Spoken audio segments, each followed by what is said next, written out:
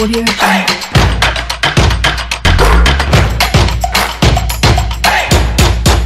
La plus grande aventure que vous puissiez entreprendre est de vivre la vie dont vous rêvez. Cette citation est d'Oprah Winfrey. Nous épousons cette assertion. Nous vivons notre passion du foot européen à travers cette émission chaque lundi et vendredi sur Sport FM. Au sommaire du numéro 709, 4 clubs de Londres luttent pour le ticket de la C1. Chelsea, Tottenham, West Ham United ou encore Arsenal qui disposent du meilleur effectif pour accrocher la C1 en fin de saison. Le Real, de son côté, frustré par un nul face à Elche. Benzema blessé. Le Milan, c'est la Juventus. Un choc qui accouche d'un résultat de parité fatal aux Rossoneri qui perdent leur place de dauphin de l'Inter Milan. Hoffenheim, de son côté, chute du top 4 de Bundesliga. Le Bayern continue son carton. Puis en Ligue 1, Bordeaux fait ralentir Strasbourg dans sa marche vers l'Europe. Ramos, buteur pour le Paris Saint-Germain. En attendant, le Real Madrid, dans 3 semaines, ce sera en Ligue européenne des champions. Nous évoquons tous ces sujets dans la première partie de votre mag. La partie 2 est réservée à vous, la grande famille des auditeurs. 92 03 60 31 97 24 26 26 pour vos avis et commentaires sur les sujets de votre choix de fin de semaine. Etchevi Tengue et Vicente Noussoulé, nos spécialistes en studio. Mise en onde de Plateau Foot Europe, Sa Majesté Pélagé Mekoum. Et le main devant lui est derrière la caméra, les deux mains dans son petit blouson. Je suis Angelo Folicoué à la présentation. Salut sportif à toutes et à tous. Plateau Foot Europe, bienvenue. Et ça démarre en direct du studio Maison Niamey. Bonjour Vicente, bienvenue. Comment te portes-tu? Bonjour Angelo, bonjour aux auditrices et auditeurs. Je me porte à merveille, Dieu merci. La gestion de petit vin de l'Harmattan, ça va? Ça va, on remercie le Seigneur. On s'y habitue parce que... Exactement. Voilà, il faut s'y habituer pour un jour partir de l'autre côté aussi. Oui, ça c'est vrai. Donc il faut s'adapter pour le moment. Vous l'avez compris. Hein? Si vous allez du côté d'Atapamé, Karasoko des Mango d'Apan, vous saurez qu'il n'y a rien à Lomé. Rien du tout. Voilà, et le Mandofo qui fait comme ça. Mon cher Etchevi, Sero, Louis Tengue. Oui, tout ça pour vous. Hein. Oui. Comment vous portez-vous? Je vais bien. J'espère également. Merci d'être là. Merci. Ouais. Ça fait plaisir. Oui, c'est toujours un plaisir d'être là et surtout de partager ce plateau avec beaucoup plus d'informations. Et voilà, nous y sommes, c'est le boulot. Intéressant. Vous l'avez dit, c'est notre boulot. Et avec vous, nous abordons le 23e acte d'un championnat, lequel? Première Ligue Express News.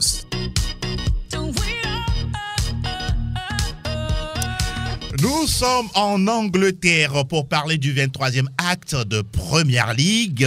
Sero, je reste avec vous pour parler de ce derby londonien entre Chelsea et Tottenham à la fin. C'est voilà, Ziyech et puis Thiago Silva qui donne l'avantage aux Blues face à Tottenham. Voyez-vous une telle réaction de Chelsea face à l'équipe de Tottenham qui avait renversé Leicester la semaine dernière? Je ne m'attendais pas du tout. Déjà, avec le score, je ne m'attendais pas à ce résultat à la fin. Mais bon, on a une équipe de Chelsea qui a plus d'armada que celle de Tottenham. Voilà. Bon, ça s'est joué sur des détails avec Hakim Ziyech et Thiago Silva. Tout compte fait, ça a été une très belle rencontre. Malheureusement, on n'a pas vu en tant que tel cette équipe de Tottenham avec Antonio Conte. Où est passée cette flamme-là qu'on avait mise dans ce match face à Leicester? Peut-être qu'on a laissé trop d'énergie face à Leicester parce que ça s'est arraché jusqu'à la dernière minute avec ce score de 3-2.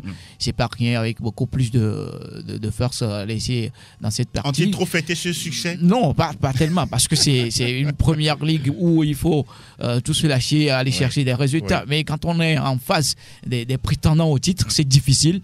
Et je crois qu'avec Tottenham, même si c'est arrivé d'Antonio Conte fait du bien à cette équipe, ça manque de l'efficacité devant. On ne retrouve plus Harry Kane et Emerson qui étaient quand même les hommes forts de cette équipe la saison dernière.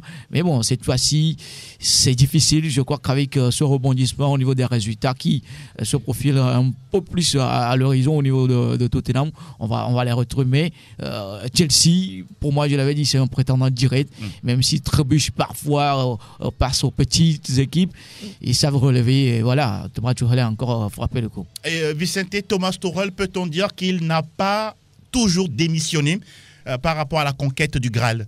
Oui, on peut le dire parce que c'est vrai que Chelsea est passé par des moments difficiles. Il faut le reconnaître avec surtout l'absence de Romelu Lukaku. Entre-temps, il y a des joueurs qui étaient en méforme. On a vu que Pulisic était plusieurs fois blessé. Werner est sur le banc. Plus Timo Werner et vivement même Hakim Ziyech n'était plus. C'est Hakim Ziyech qu'on a connu de l'autre côté de l'Ajax Amsterdam. Donc l'équipe de Chelsea avait beaucoup de difficultés. Mais comme vous l'avez dit, Thomas Tuchel n'a jamais démissionné. Il a toujours compté sur sa rage de vaincre, sa grinta, et je pense que cela a beaucoup plus favorisé cette équipe-là. Moi, je pense que Chelsea a logiquement gagné parce qu'ils se sont montrés beaucoup plus concrets face à une équipe de Tottenham qu'on a vu un peu fatigué, émoussé. Je fais le lien rapidement par rapport à ce match contre l'Leicester où beaucoup d'énergie lâchée en route. Beaucoup d'énergie a été débauchée. Peut-être trop d'émotions aussi. Hein. Évidemment, trop d'émotions, mais il faut quand même reconnaître que c'est la toute première défaite d'Antonio Conte sous la couleur de Tottenham. On en parle. On ne va pas lui tenir trop rigueur. Oui. Je pense que il y a beaucoup de bonnes choses devant parce que vu l'allure qu'il prend avec cette équipe de Tottenham-là, que José Mourinho a laissé orpheline, triste, je pense que Antonio Conte est en train de faire quelque chose. C'est pas seulement José Mourinho qui a laissé cette équipe orpheline. Je pense que ça commence déjà. Le punchline commence déjà. Depuis qu'Antonio Conte est arrivé, les chiffres sont là. C'est la toute José Mourinho qu'il a engrangé, donc je pense que vous pouvez laisser continuer. Cela augure de bonnes choses pour l'équipe de Tottenham, surtout qu'ils sont dans une lutte pour une place en Ligue des Champions. D'accord, on parle des clubs européens, des clubs londoniens, dans quelques secondes. Le temps d'évoquer le résultat de United 1-0 face à West Ham avec Rashford qui est buteur dans les toutes dernières secondes du match. Arsenal qui fait 0-0 face à Burnley. Et puis, rappelez également le coup d'arrêt de Manchester City sur la pelouse de Southampton la dernière fois au coup de sifflet final.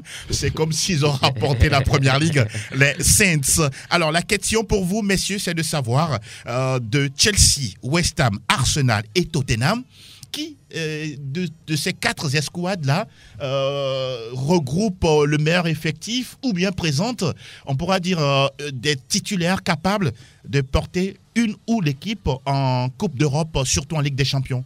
Tout de suite, c'est l'équipe de Chelsea qui me vient en tête parce que individuellement, en plus collectivement, je pense que c'est une équipe qui est gonflée à bloc pour aller chercher des 3 défaites depuis le début du championnat? Oui, 3 défaites depuis le début du championnat et cela démontre tout simplement le nombre de points qu'ils ont aujourd'hui. Ils ont 47 points. Oui, 13 victoires. Un peu loin de Tottenham, de West Ham, de Arsenal, parce qu'eux, ils ont 37, 36, 36.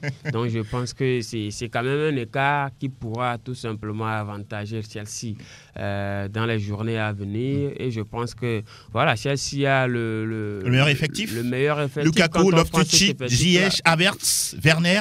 Évidemment, Marcos Alonso, c'est des joueurs qui ont été recrutés à une somme assez faramineuse. Donc, je pense qu'aujourd'hui, Chelsea, contre Tottenham, Arsenal et West Ham, Chelsea fait le poids.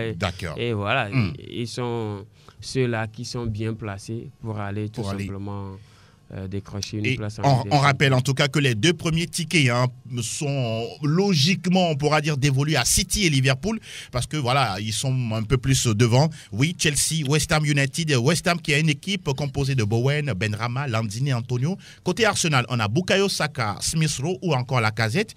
Côté Tottenham, on a 2 joueurs de classe mondiale, Kane, Son. Lequel, pour vous, quelle équipe pour vous finira dans le top 4? Je vais quand même rejoindre Vicente sur Chelsea. Pour une fois. Déjà, la saison dernière, Thomas Tuchel a demandé à ce que les postes soient doublés, histoire de mettre un peu plus de puissance dans cette concurrence entre City, Liverpool. Et c'est pas pour rien, il a demandé cela, c'est pour tenir sur la durée. Et aujourd'hui, ça se voit avec cette profondeur de banc au niveau de Chelsea. Il peut quand même prétendre aller jouer le tableau. Et ça se montre de par le classement par rapport à tout ce qu'ils ont eu à affronter, même s'il y a eu beaucoup plus de difficultés à entamer véritablement ce début de Première Ligue. Oui. Ils sont en train de revenir avec beaucoup plus d'envie et de la gagne. Et parmi les autres, je vais miser sur Tottenham. Tottenham qui a déjà 6 défaites en 23 matchs. Oui, le début de toute chose. Elle peut finir dans le top 4? Bien sûr que oui. L'écart aujourd'hui n'est pas tout à fait grand. Oui, avec, Tottenham a 36 points. La 4e position occupée par United, 38 points. 2 points seulement. 2 points seulement. Et avec Antonio Conte qui sait quand même remobiliser une troupe avec cette envie de leur donner cette magie-là. Je crois que Tottenham est bien placé. On a des céréales buteurs au niveau de cette équipe, même s'ils sont aujourd'hui en difficulté, en manque d'efficacité. Ils peuvent rebondir. Et l'effectif, même si c'est pas tout à fait cet effectif bling-bling au niveau du banc, il y a quand même des arguments à faire valoir. Vous ne donnez pas des piécettes à West Ham United ou encore à Arsenal. Arsenal qui a 7 défaites déjà depuis le début du championnat, 8 pour les Hammers. Bon. C'est bien vrai que les Hammers et les Gunners ont montré de bonnes choses dès le début de cette première ligue. Pour vous, ils s'essoufflent? Ils s'essoufflent. Et ça a été toujours leur habitude. Donc, on ne va pas trop miser sur eux. D'accord. On rappelle que les 3 clubs anglais qui étaient en Ligue des Champions en 2011, par exemple, il y avait Tottenham, Chelsea, Arsenal. Et figurez-vous que Tottenham était en quart de finale face au Real Madrid. C'est le Real qui est passé. Manchester United avait croisé Chelsea en quart de finale, c'est United qui est passé, et puis Barcelone avait croisé Arsenal en 8e de finale, et ce sont les Catalans qui se sont qualifiés. On attend de voir ce que la fin de saison nous réserve. Un coup d'œil au classement de la Première Ligue. On retrouve City, leader avec 57 points, 48 pour Liverpool, 2e. Chelsea est 3e avec 47 points, 4e Manchester United, 38 points, 37 pour West Ham, 6e Arsenal, 36 points, 7e également, 36 points pour Tottenham. Et au classement des meilleurs buteurs, rien n'a bougé.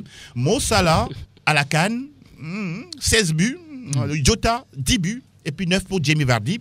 Apparemment, Salah doit garder tout frais ses buts, il va revenir en Première Ligue et redémarrer. Comme s'il a eu une pause. Exactement, et tout est en pause. S'il se fait éliminer, il va rejoindre rapidement Thomas Partey. Comme Riyad Mahrez également. Vous n'êtes pas sérieux. C'est bien dit. En ce qui concerne la Première Ligue anglaise, cette fois-ci, nous atterrissons du côté de... Aquí está la Liga Española. C'est qualifié de la remontada de l'année, l'Atlético de Madrid qui finit par battre Valence 3-2. Et pourtant, les Colchoneros, les Matelassiers étaient menés 2-0. Et il a fallu, en tout cas, on pourra dire cette réaction qui plus est attendue au Wanda Metropolitano. Mais qu'est-ce qui s'est passé? Comment vous l'expliquez? Oui, on a vu quand même une réaction très positive de l'Atlético de Madrid, vu qu'ils ont été menés déjà 2-0. On a vu quand même que Valence était bien chaud, avec Guedes qui était tout simplement l'homme de la toute première mi-temps. Oui. Mais je pense que Diego Simeone tout simplement a fait un discours dans les vestiaires qui a pu motiver les siens. Et voilà, ils sont revenus tout simplement à mettre 3 buts. Et c'était fantastique. Absolument. On ne s'attendait pas à cela. On a vu quand même des joueurs qui se sont dépassés. Et voilà, c'est cette équipe de l'Atlético qu'on veut voir en fait.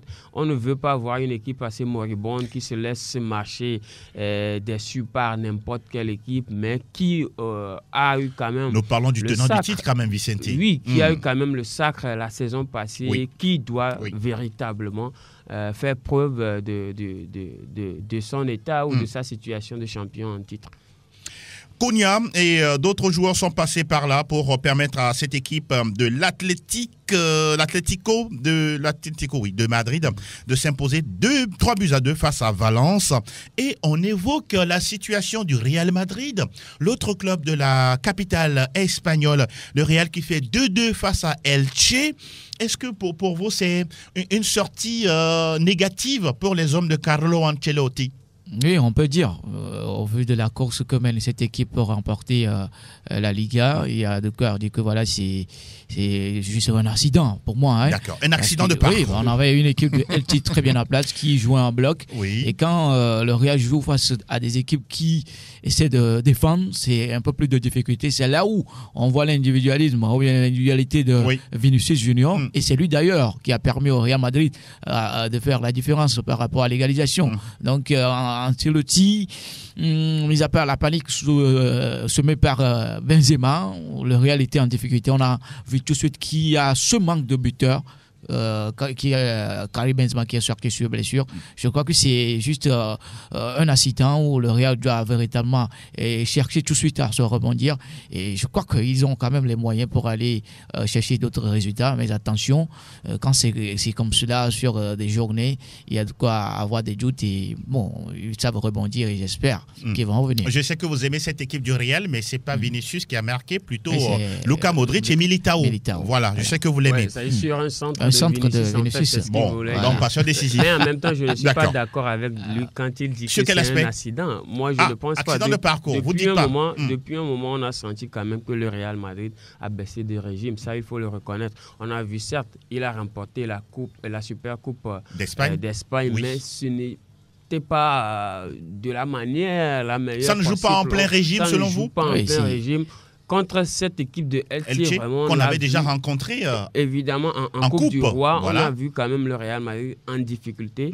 Ça, c'est vrai. C'était une victoire à l'arraché sur un but d'Eden Hazard. Donc je pense que c'est dans la logique des choses, il va falloir carburer cet effectif-là et revenir de plus fort, d'autant plus que Benzema aujourd'hui ne sera pas là. Bon, on nous dit blessé à la cuisse, on ne pense pas que ça soit grave quand même pour l'international français. Oui, je compte surtout sur Carlo Ancelotti qui va devoir ménager et Karim Benzema. Et le staff médical aussi. évidemment, parce que le ménager. Le Paris Saint-Germain. Vous voyez le Real jouer sans Benzema sur 2-3 matchs? Oui, parce que le Real en a besoin. Vous n'êtes pas sûr, il y a le Paris Saint-Germain qui est là dans 3 semaines. À l'horizon avec le retour de Lionel Messi. Voilà. Donc, le mieux, c'est de le ménager pour de meilleures échéances, je pense. D'accord. Et Elche, on rappelle, en 23 déplacements du côté du Bernabéu, elle est repartie toujours avec pas de victoire. Vous l'avez compris. La Real Sociedad fait 0-0 face à Retafe. On pourra dire que oui, cette équipe de Retafe, voilà, en Galice, 0-0, c'est un bon résultat. Un très bon résultat parce qu'on sait que Retafe, depuis un moment, c'est quand même... ils sont en train de tutoyer la zone rouge. Oui, donc, même s'ils ont gagné face à Granada la semaine dernière, on enchaîne avec un match nul. Oui, c'est très 4 difficile. points en 2 matchs. C'est très difficile pour cette équipe de Retafe, de Jane Dakonam aujourd'hui, de réitérer l'exploit qu'ils ont fait de par les années passées. Mais ce point-là, qu'ils ont quand même engrangé en Galice, à Anoeta. Oui, exactement, Anoeta. Difficile à gagner là-bas. Donc, je pense que c'est un point précieux. C'est un point précieux qui leur permet quand même d'avoir de l'espoir de ressortir cette zone rouge-là. Et pourquoi pas de revoir Retafe à un meilleur niveau. Et actuellement, ils sont à 4 points du premier relégable. Ce n'est pas rien. Le Retafe poursuit sa course au maintien.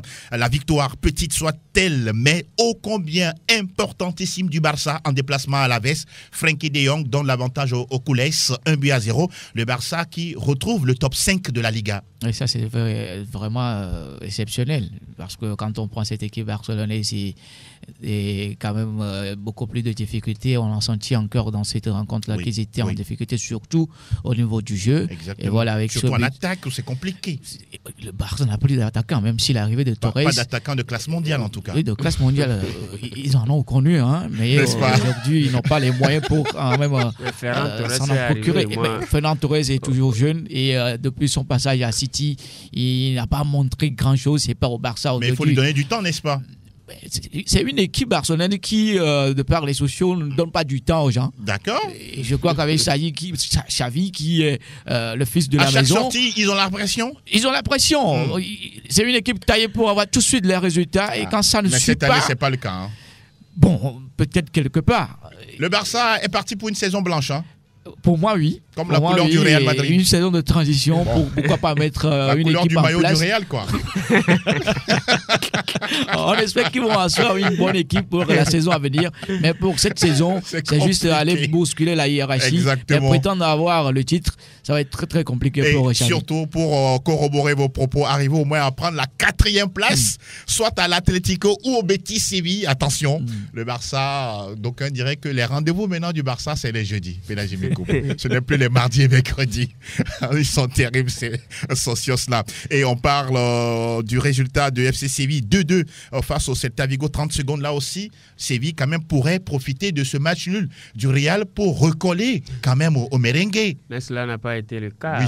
On sent toujours que, entre-temps, c'était le Real et le Barça. Quand l'un fait nul et que l'autre devait profiter, il fait aussi nul. S'il y a défaite, c'était la même chose. Donc, je pense que cet esprit poursuit Séville aussi, qui a engrangé un nul, qui pouvait l'avantager s'il avait gagné parce que le Real Madrid est calé. Mais voilà, le Real maintient l'écart avec 4 points. Mais en tout cas, je pense que Séville est en train de pousser et il peut encore titiller ce Real-là parce qu'ils ont quand même les arguments pour le faire. Ah oui. Et au classement, on retrouve le Real Madrid, leader avec 50 points, 46 pour le FC Séville, deuxième, 40 pour le Betis, classé troisième. L'Atlético occupe le quatrième rang avec 36 unités, 35 pour le Barça, désormais cinquième. Retafe de Jenda Konam est 16e avec 22 points, 18e Cadix, 18 points, 17 pour Alaves, 11 pour Levante. Bon dernier de la classe du côté de la Liga. Nous parlions de la 22e levée du championnat d'Espagne. Et cette fois-ci, on tourne justement le volant de notre paquebot, si on peut le dire ainsi. Et désormais, nous allons du côté de la Bundesliga, le 20e épisode. Et qu'est-ce qui nous intéresse? D'abord, ce match de 3-2 de Dortmund sur la pelouse de Hoffenheim. Et puis, curieusement, Erling Braut Haaland se blesse encore. On ne sait pas exactement ce qu'il arrive à ce joueur. Alors, cette équipe de Hoffenheim, ah oui, à domicile, qui perd des points précieux pour l'Europe. Oui, moi je l'avais dit la fois dernière, qu'ils vont quand même être en difficulté face à Dortmund qui revient avec beaucoup plus de force. Et voilà, à domicile, je disais que voilà, Dortmund partait favori, même si Hoffenheim va recevoir à la maison. C'est sur une rencontre où on a vu tout de suite l'efficacité de Dortmund. Et même si Hoffenheim a toujours eu cette tendance de mettre beaucoup plus en doute son adversaire, et les hommes de Marco Rose ont su, avec cette expérience-là, gérer jusqu'au bout. Et voilà, la blessure d'Erling Haaland qui ne les arrange pas trop, mais on va dire qu'on a assisté à une très bonne rencontre. Si Hoffenheim continue à jouer ainsi jusqu'à la fin de la saison, je crois qu'ils vont prétendre retrouver une place qualificative pour les Coupes d'Europe.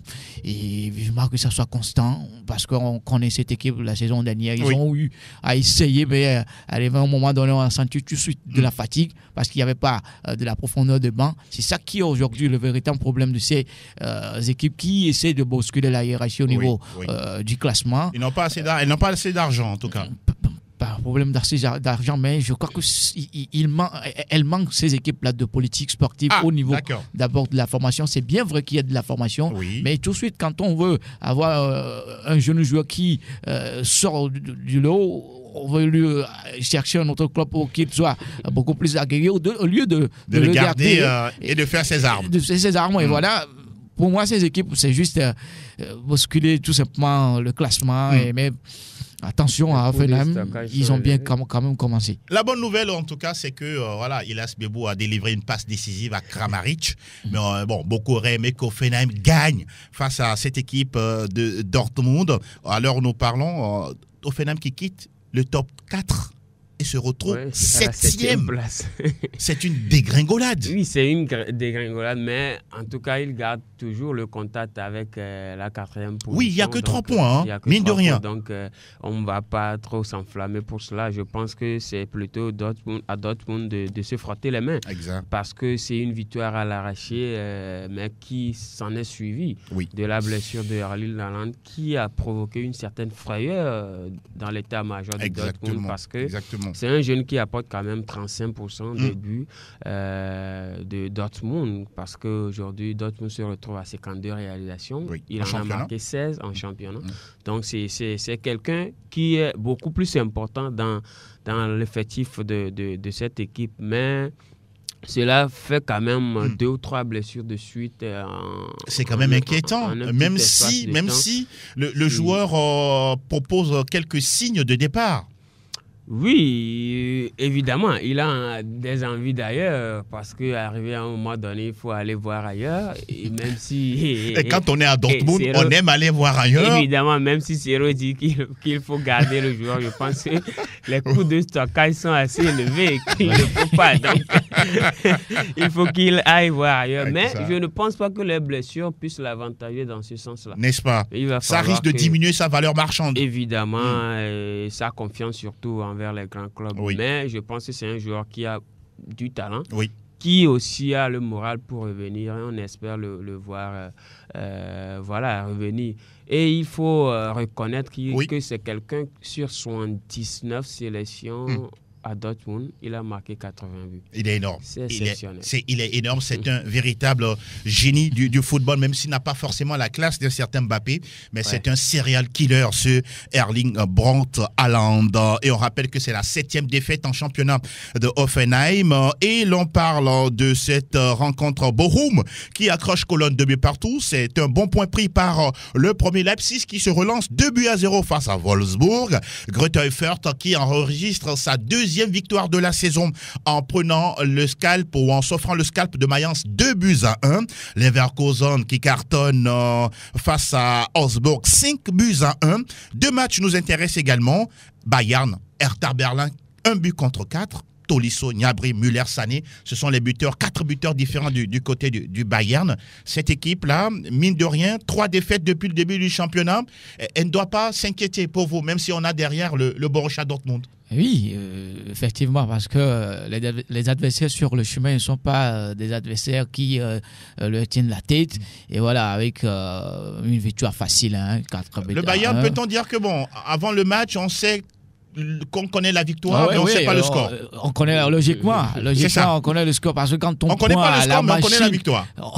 On connaît la victoire. On ne connaît pas le score, on connaît la victoire. Face à la machine d'attaque de cette équipe bavaroise avec Julian Nagelsmann qui a insufflé quand même une éducation pas possible, surtout au niveau de l'efficacité. Si Robert Lewandowski ne marque pas, on va retrouver Müller, Sané, Gnabry. Et voilà, d'entrée de jeu avec la plus belle des manières, avec ce but Tolisso à la deuxième minute est refusé. Et voilà, il revient à la 25e. Absolument. Et s'en est suivi également d'autres. Il regagne de la confiance avec Nagelsmann. Quand on est un entraîneur jeune, il y a de quoi retrouver un grand club. Et voilà, avec tout l'effectif de Bayern, il n'a pas surtout à réfléchir beaucoup avant de prétendre avoir remporté des rencontres, même si parfois lui aussi commet des erreurs. Absolument. On n'a pas eu d'adversaire éternel face à Bayern qui prétend retrouver à nouveau le titre. Il n'y a pas match dès le début. On rappelle que le Bayern a déjà enregistré 3 défaites dans le courant de la saison. Avant de parler de match Union Berlin-Mönchengladbach, oui, 20 matchs, 19 buts encaissés. Qu'est-ce que cela vous donne comme impression côté Bayern? Non, ça veut dire tout simplement qu'il n'y a plus de sérénité. Et au niveau de la défense, c'est vrai que c'est aujourd'hui, il y a Upamecano qui est arrivé, qui n'arrive forcément pas. Vous êtes satisfait de son rendu? Pas encore satisfait, peut-être satisfait des performances individuelles du joueur, mais pas encore satisfait de l'intégration du joueur dans l'équipe du Bayern, parce que c'est très difficile de quitter Leipzig et de se réintégrer dans une équipe qui a une culture assez particulière, une équipe qui exige beaucoup, une équipe qui est assez professionnelle, une équipe qui ne fait pas dans la dentelle. C'est très difficile parce que connaissant le Bayern, c'est quand même le top au niveau de la Bundesliga et surtout en Europe, le Bayern, c'est quand même l'ordre. Donc, c'est beaucoup difficile pour des jeunes joueurs comme lui de vraiment s'intégrer, mais je pense qu'il a le talent pour le faire, il a de la compétence pour le faire, même si cela ne va pas trop forcément pour le moment. Voilà, ajouter à lui Niklas Süle qui n'est pas forcément constant. C'est un joueur qui connaît aussi beaucoup de blessures. Même Manuel Neuer n'est pas irréprochable. Neuer n'est pas irréprochable. Vous le reconnaissez. Il a déjà encaissé 19 buts en 20 matchs cette saison. Évidemment, je pense que c'est un gardien qui est en train de gagner en âge et qui doit forcément penser à la relève. Donc, tout ça mis dans voilà, ça explique tout simplement la fébrilité au niveau de la défense du Bayern, parce que ce n'est plus le temps où il y a un certain Philippe Lahm du côté droit, un certain Boateng dans l'axe. Et puis voilà. Donc, c'est toute une jeunesse qui est en train d'être reconstruite au niveau de cette défense-là. Il va falloir quand même donner beaucoup de temps à cette défense de se reconstruire. 19 buts. Pour le Bayern, c'est alarmant, mais peut-être ailleurs, ce n'est pas alarmant. Ah oui, vous l'avez dit. En attendant, surtout les sorties du Bayern au niveau de la Coupe d'Europe, elle est très attendue, cette formation de Julian Nagelsmann. La 10e défaite de la saison du Borussia Mönchengladbach face à l'Union de Berlin, qui a gagné 2-1. On ne reconnaît plus cette équipe de Gladbach depuis le début de saison. Et au classement, on retrouve le Bayern 49 points, 43 pour Dortmund, 3e larron Leverkusen avec 35 points, 34 pour Union Berlin qui grimpe à la 4e position. C'est la belle sensation du côté de la Bundesliga. 7e, on a Hoffenheim, 31 points. Au niveau des meilleurs buteurs, on retrouve Robert Lewandowski, 23 buts marqués, 18 pour Patrick Schick et 16 pour Erling Braut Haaland. C'est bien fini pour la Bundesliga et cette fois-ci, nous faisons un crochet du côté de Benvenuto Calcio Italia. Plateau Foot Europe, la suite, nous parlons de la Serie A italienne avec le 23e chapitre, 0-0 entre le Milan AC et la Juventus, un classique du foot italien qui n'a rien donné en matière de spectacle. Déçu ou pas? Non, pas déçu. On s'attendait à un match coriace au niveau de ces deux équipes qui prétendent également retrouver une place qualificative pour les coupes européennes. Et voilà, on avait senti cette équipe de la Juve revenir avec Allegri qui a su mettre en place un 11 beaucoup plus confiant. Mais face au Cagliari, on voit tout de suite que cette équipe de Juventus laisse quand même beaucoup plus de fébrilité, surtout au niveau de l'attaque où on ne retrouve pas Morata. Dybala, lui aussi s'amuse beaucoup plus dans les matchs. C'est quelqu'un qui n'est pas aujourd'hui au niveau. C'est bien vrai qu'il est à un moment donné revenu. Il a des envies d'ailleurs? Pourquoi pas? Parce que ça répond plus trop dans une équipe où vous ne vous sentez plus en tant que leader ou bien ceux qui on mise beaucoup pour quand même changer la donne. Il y a de quoi avoir une idée d'aller chercher ailleurs. Pourquoi pas? Donc Dybala, c'est quelqu'un qui est pas tout à fait constant avec des blessures parfois. Surtout quand on prend l'animation, il n'est pas trop dans le système de Allegri. C'est bien vrai qu'aujourd'hui c'est un joueur qui peut à tout moment basculer un match sur des coups de génie, mais au vu de la prestation de l'équipe tout entière, il ne peut pas être au niveau. Donc si tu n'es pas une rencontre qu'on va dire que voilà, Allegri ou la Juventus a fauté sur cette partie-là. Mais bon, le Calcio, parfois, ça réserve des surprises. Donc, cette surprise-là est venue sur ce duel. On ne peut que dire que c'est un match qui a tenu toutes ses promesses. Ce qui est quand même curieux, c'est la blessure de Zlatan. Il sort à la 23e minute. Un coup dur ou bien on doit relativiser? Un coup dur. Quand vous voyez déjà le faciès du joueur en sortant de la pelouse... Lui-même, c'est un costaud dans la tête. Oui, évidemment, ça explique que il a été simplement touché. Oui. Mais je pense que, voilà, à 40 ans, on ne va pas lui demander trop. C'est un joueur qui a déjà fait beaucoup dans sa carrière. Il le disait l'autre fois qu'à 40 ans, normalement, il devait être quelque part sur une île en train de siroter un champagne, mais qu'il est toujours sur le terrain. Donc cela explique tout simplement le mental, la forme physique du joueur. Je pense qu'il va revenir. Et on va voir si, dans les heures à venir, les diagnostics, le diagnostic de cette blessure de Zlatan, on parle d'une blessure à la cheville ou au tendon d'Achille de l'international suédois. Le Napoli qui signe sa 3e victoire de suite en championnat en gagnant 4-1 face à Salernitana. La Roma enchaîne un 2e succès de suite avec un score de 4-2 sur la pelouse d'Empoli avec un but au passage de Tammy Abraham. L'Inter Milan, grâce à Edin Dzeko, l'inusable, arrache le gain de la victoire 2-1 face à Venezia. Là aussi, l'Inter Milan s'est fait peur, même si c'était Venezia le promu. Ouais, quand on est promu, jouer contre le champion en titre et en même temps leader de l'intersaison, il y a de quoi tout lâcher. Et voilà, on doit véritablement s'attendre à tout cela quand on est dans une compétition où les équipes qui prétendent être les mieux classées peuvent être bousculées. Et voilà, on l'a senti dans ce match-là jusqu'à la dernière minute. Oui. Le suspense a duré. Et voilà, c'est la classe des grandes équipes qui savent rebondir et faire la différence. Ça manquait juste de la concentration au niveau de cette défense-là.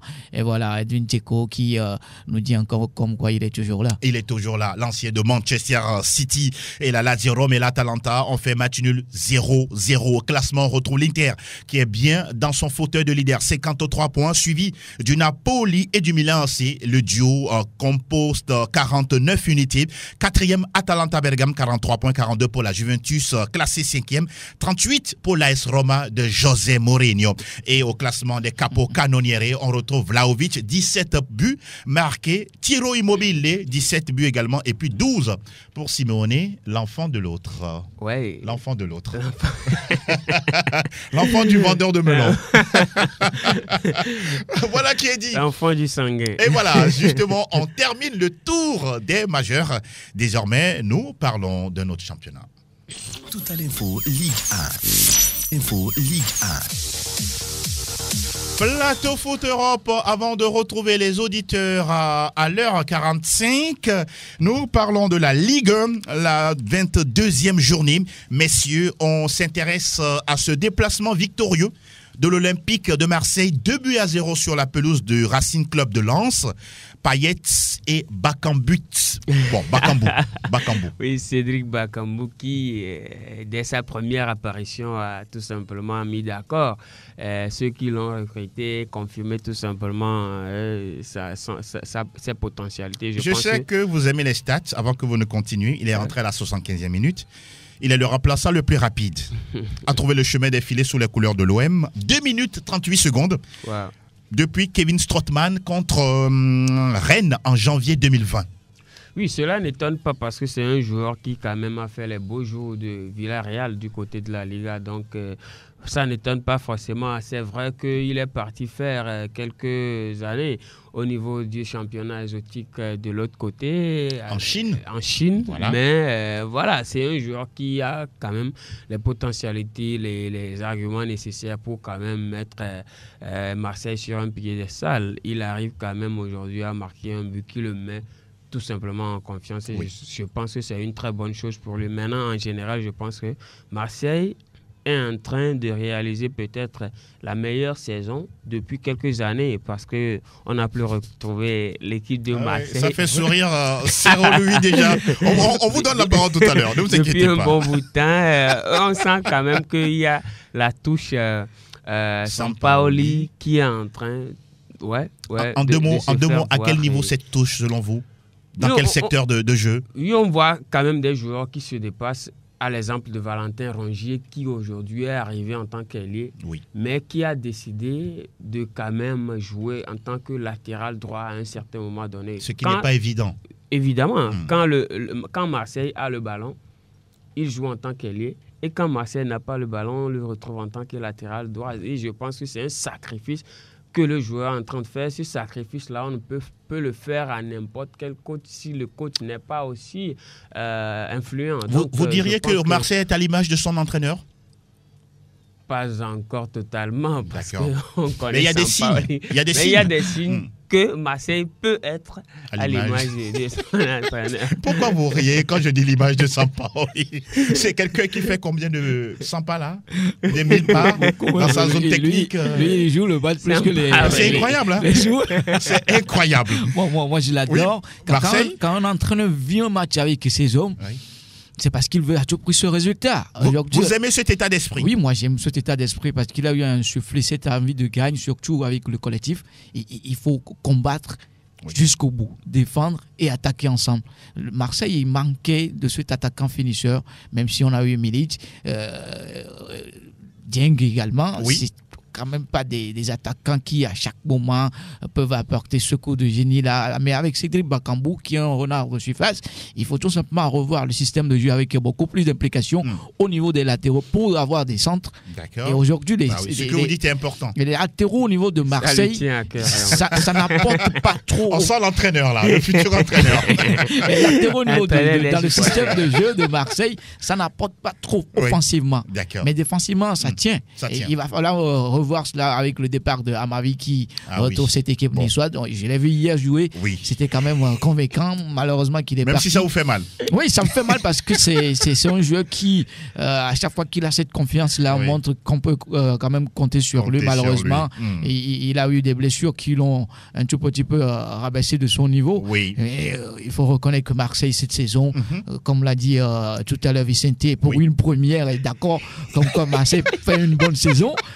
Il reste à ce que cela soit confirmé jusqu'à la fin de la saison également. Parce qu'on a eu le problème l'année dernière, se retrouver dans le trio avec 2 points d'écart. Vous craignez que Marseille peut décrocher? Oui, je crains que Marseille peut décrocher parce que quand on n'a pas les joueurs en l'extérieur de Guendouzi par être au niveau, parce que c'est les compliqué. 2 hommes là qui portent cette équipe. Ah oui, Guendouzi surtout dans ce match-là. Voilà, s'ils ne sont pas au top de leur niveau, on sent déjà de la régression au niveau de Marseille. Donc vivement que les Phocéens puissent se retrouver. Pourquoi pas la Champions League, même si très prochainement. Pas trop. Très prochainement. Même si en Ligue Europa, la saison dernière, vous étiez... On a toujours la seule étoile en France. C'est toujours le même message. À jamais les premiers, c'est ça? À jamais les premiers, droit au but, qu'on le veuille ou pas. Nice de Christophe Galtier a pris le dessus sur Metz en déplacement, 2-0. Et on rappelle également la victoire de Bordeaux, en tout cas une victoire surprenante.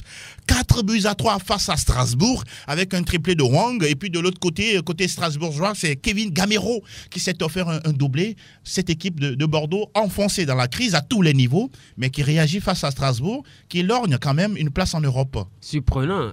On a quand le football est assez bizarre. Évidemment, assez bizarre parce qu'on ne s'attendait pas à une telle performance de Bordeaux face à une équipe qui titille aujourd'hui le top du classement. Aujourd'hui, Strasbourg est 4e. Exactement. Donc, on n'a même pas imaginé une seule seconde que Bordeaux allait tout simplement enterrer cette équipe-là.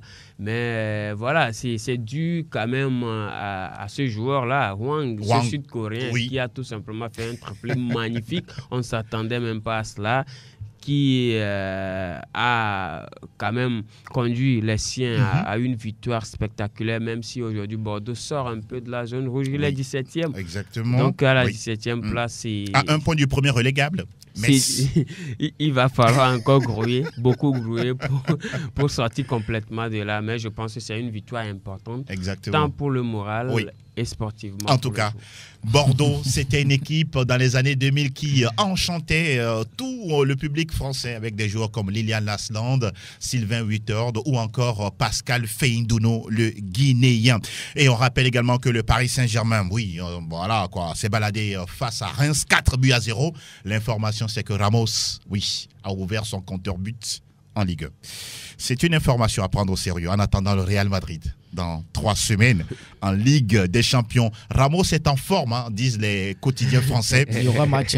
Pardon? Il y aura match. Première titularisation au parc, premier but. C'est incroyable. Et on a vu du Ramos dans ce match. Il était partout et en train d'haranguer ses coéquipiers. Match plein. Il a joué les 90 minutes du match. Voilà, il faut le rappeler.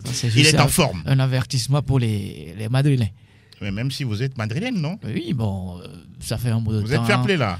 Oui, je suis fair-play parce que cette équipe de Paris, même si on a... N'allez pas dans les analyses. On a décrié que c'est pas une équipe qui on aura le temps de parler du Paris Saint-Germain Real Madrid. C'est sûr, 2 matchs et voilà, il faut se lâcher. Effectivement, ce sera sur 2 matchs en aller-retour. Et on rappelle que le Paris Saint-Germain trône seul en tête avec 53 unités, 42 pour Nice, 2e, 40 pour l'Olympique de Marseille. Strasbourg est 4e avec 35 points. Lille, le tenant du titre, est à quel niveau? 10e, s'il vous plaît. Et au classement des meilleurs artificiers de l'Hexagone, on retrouve Ben Yedder, 13 réalisations, 12 pour Jonathan David et puis 10 pour Amine Gouiri. C'est un joueur intéressant lorsque vous le voyez évoluer sur le pré. Exceptionnel. Ah oui. Déjà, en matière de technicité, quand vous le voyez il est tous énorme. les jours Amine avec Gouiri. cette équipe niçoise, c'est vraiment un joueur Le exceptionnel. facteur X, on pourra qui est dire. très technique et je crois que ça va plaire bientôt à Deschamps. Voilà qui est dit. Et désormais, oui, on va donner la parole aux auditeurs grâce à la complicité de Pélagie Mekoum. Plateau Foot Europe, le coin des auditeurs. Le coin des auditeurs. Et nous y sommes, le coin des auditeurs. Oui, on vous prend au téléphone 92 03 60 31 97 24 26 26 et ça démarre déjà. Bonjour auditeur. Bonjour l'animateur. Je suis Angelo Folico et vous? Je suis CR7. CR7, oui, Cristiano Ronaldo togolais, voilà qui est dit. Alors, vous voulez vous intéresser à quel sujet, CR7? Surtout aux côtés de mon équipe préférée, le Real Madrid. Le Real Madrid, allez-y. Et je sais que dans n'importe quelle équipe, ça arrive à un moment donné où les joueurs se sentent un peu fatigués. Oui. Donc, c'est ce qui est arrivé au Real la fois dernière. Et je souhaite une bonne chance à notre compatriote de l'autre côté de Offenheim. Oui, il a ce bébou. Ça fait un petit pas. D'accord. On n'a plus vu un joueur togolais à la Ligue des Champions. Oui. Donc, bonne chance à Offenheim pour la saison prochaine. Voilà qui est dit. Merci beaucoup, muchas gracias CR7 et à très très vite et belle journée de lundi à vous. On continue de prendre les auditeurs. Bonjour, vous êtes là? Bonjour. Bonjour, le petit nom? Julien. Julien, oui, comment vous portez-vous? Je vais très bien, vous. Nous allons tous bien également. Alors, quel est le sujet qui vous intéresse, Julien? Non, j'aimerais seulement féliciter le FC Barcelone pour la petite victoire. Oui, mais importante. Oui, importante, puisque l'essentiel c'est de prendre les 3 points. Les 3 points, oui. Et ça nous a permis aussi de recoller le classement. Voilà. Et nous sommes à 1 point d'Atlético, donc je pense que ça peut se faire. Et on espère se qualifier pour la Ligue des Champions. Surtout la 4e place, au pire des cas la 3e. Hein. Exactement. Voilà qui est dit. Merci beaucoup, Julien, et bon courage à vous. Si vous permettez, j'aimerais donner un carton rouge à la limite qui a assisté le match Manchester et West Ham United, d'accord. Oui. Le but, il y avait hors-jeu. Cavani était en hors-jeu. Ça, c'est vrai. Il n'a pas voulu aller à la VAR. regarder les images. C'est bon. un peu déplorable quand même. Regrettable. En tout cas, c'est aussi ça, les aléas. Merci, les aléas de la VAR. Et voilà, ça permet à United de gagner 3 points, en tout cas, face à West Ham United. Et on continue. Auditeur en ligne, bonjour. Bonjour, monsieur Angelo Folico. Oui, Faustin. Oui. Nous vous écoutons. Oui. Quel est le sujet qui vous motive à nous rejoindre ce matin? Non, mais je sais que je ne veux pas venir sans parler de mon club FC Barcelone. Allez-y. On sera parmi les 3e au sein des saisons. Et la blessure de Ansu Fati, ça ne tombe pas bien. Ça fait mal. Un commentaire sur le dossier Dembélé? Non, mais si demain le blessé sur ça là, il n'est qu'à quitter, il n'y a pas de souci.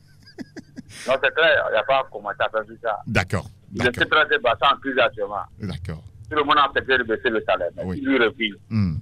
Il n'est qu'à le voir ailleurs. D'accord, c'est bien noté, Faustin. Belle journée à vous et à très très vite. Auditeur en ligne, bonjour. 92 03 60 31 97 24 26 26. Et vous êtes en direct dans l'émission sur Sport FM, la 91.9 et sur Sport FM tg.com. Bonjour. Allô. Oui, bonjour. Bonjour. Nous voulons connaître le nom sur la petite voix. Oui, c'est Papa Até. Ah, Papa Até. Ah mais apparemment quoi, c'est la victoire de l'Atlético qui vous fait sortir là. Ah non. Seulement j'étais un peu sorti de la ville, donc c'est pourquoi. D'accord.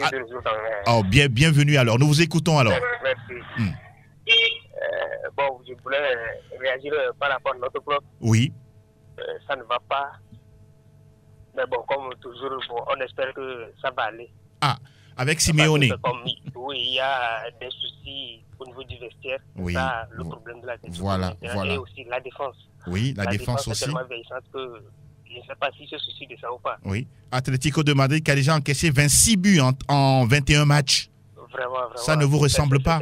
Ça n'arrive pas tous les temps. Donc, on connaît l'Atlético à cause de sa défense, mais cette année, c'est pas ça. C'est pas ça du tout. Hein. Voilà qui est dit. En tout cas, on espère que les dirigeants vont réagir et faire des recrutements pour ce poste-là et que le club revienne à sa est-ce que, position.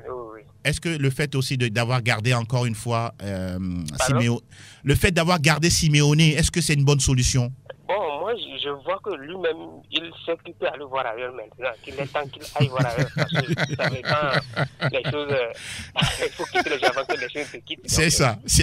Lui-même, il sait qu'il va réagir. D'accord. Merci beaucoup, Papa Até, d'avoir réagi sur l'Atlético. C'est rare de voir des supporters, des fans de l'Atlético de Madrid.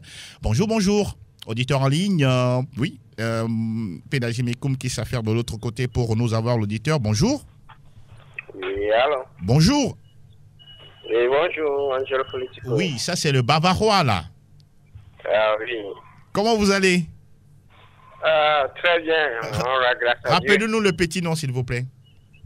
Elom. Pardon? Elom le Bavarois, oui, c'est ça. Oui. Allez-y Elom le Bavarois, allez-y, nous écoutons. Vous voulez parler de quoi? Bon, je vous ai pris en cours de route. D'accord. Bon, donc j'aimerais faire mon club préféré. Oui, le Bayern. D'avoir gagné la dernière fois. Mais le Bayern encaisse trop de buts cette saison. Hein. Ah oui, parce que ces derniers temps, le Covid nous a attaqués. Le Covid a attaqué tout le monde. Oui, particulièrement les défenseurs du Bayern. Ah, d'accord. Mais j'aimerais poser une question. Manuel Neuer, n'est-il pas temps de laisser la place à quelqu'un d'autre? Je ne pense pas. Parce que tant qu'il est encore décisif. Ah, donc il peut rester dans l'impair même jusqu'à 45 ans. Non, pas jusqu'à 45 ans quand même. D'accord. Je pense qu'il discute déjà d'une prolongation de contrat. Oui. Je pense 3 ans de plus. Voilà. Et je pense qu'après cela, il peut intégrer le staff du Bayern. Le staff du Bayern Munich. En attendant. Nous parlons d'un joueur qui a 35 ans. Hein. Oui. D'accord. Bien sûr. N'oublions pas que Buffon est allé jusqu'à 42 ans. Exactement. Ah, oui. Ça, c'est vrai. Et puis, Manuel Neuer, c'est quelqu'un qui a une bonne hygiène de vie, en tout cas, il faut le reconnaître. Merci beaucoup, Elom. Auf Wiedersehen, comme on dit en Allemagne. À très bientôt. Ok, bonne journée. Merci, bonne journée également. Un autre auditeur qui a patienté. Merci pour la patience. Bonjour. Aziz le Barcelonais. Aziz le Barcelonais. Oui, Aziz, nous sommes tout tuis. Oui, bon. Barça, là, bon. Maintenant, je crois que ça va un peu mieux. Mais apparemment, dans votre voix, on sent du découragement, là. Qu'est-ce qu'il y a? Vous n'êtes pas convaincu par votre équipe? Ah, on est convaincu. D'accord. Oui, ça va aller. Ça va aller. Oui, petit à petit. Il manque un attaquant de classe mondiale pour vous, hein? Oui. Ce qui manque, c'est attaquant là. On a parlé de Cavani. Est-ce que c'est bon à prendre ou bien bon, c'est juste une rumeur? Bon, on pense qu'on va. Vous attendez de voir. Oui, défense aussi là, ça manque. Oui, Piqué aussi, c'est bon pour lui, non? Il doit partir, non? C'est bon, non? Oui. Ça va pour lui. Merci beaucoup, Aziz le Barcelonais. Et bon courage à vous. On se donne rendez-vous vendredi pour d'autres sujets. On va prendre encore 2 auditeurs. 2 s'ils sont là ou pas. En 92 03 60 31 97 24 26 26. On rappelle que vous êtes sur Sport FM et vous écoutez également l'émission en direct sur Sport FM TG.com et la vidéo de l'émission est à retrouver sur le site de la radio et même en podcast. Et nous continuons toujours de recueillir les avis des auditeurs dans la rubrique Coin Audi PFE. Et on va donner encore quelques secondes s'il y en a, s'il est là ou pas. Alors là, on va peut-être mettre fin, voilà, à notre émission, le temps de donner la parole à nos spécialistes pour faire leur conclusion. Vicente Noussouli, voilà, on est arrivé justement au terme de ce rendez-vous, de ce lundi. Est-ce qu'il y a quelques personnes que vous voulez saluer de façon amicale? Juste un plaisir d'avoir encore une fois partagé ce plateau avec Siro, que j'aime bien. Donc un salut particulier à tous ceux qui ont reconnu la voix, à la Novatique à la famille évidemment et à ma maman surtout. Donc, exactement. Bonjour à maman au passage. C'est bien noté. Mon cher Étienne Vitengui. C'est sans langue de bois les analyses, donc il ne faudrait pas que certaines personnes prennent cela pour avoir beaucoup plus de... Je ne sais pas trop être en colère.